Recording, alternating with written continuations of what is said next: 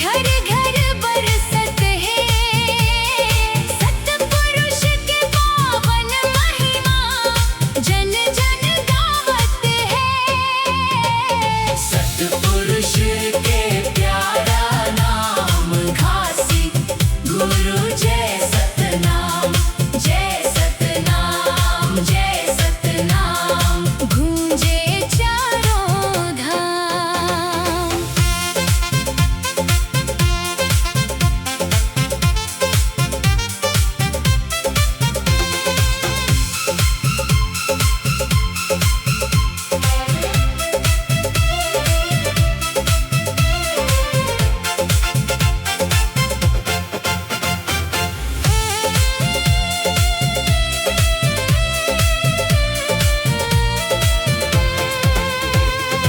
ऊंच नीच के भेद मिटा के प्रेम के पाठ पढ़ाए, सत्य अहिंसा दया धर्म के सुघर रास्ता बतलाए।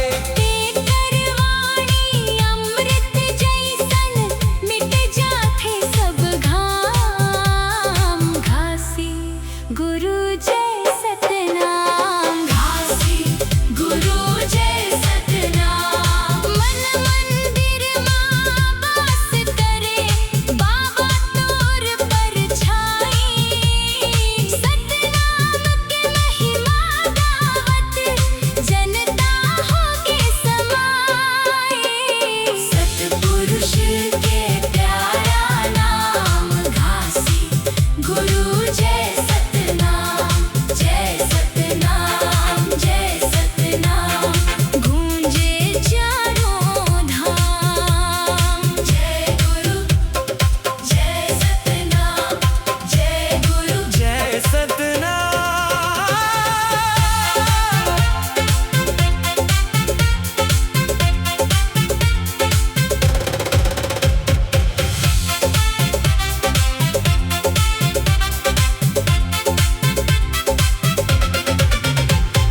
सतपुरुष के संदेशा लेके दुनिया मां उजियारा, सत्य नाम के ज्योति जगा के बदले भाग्य हमारा।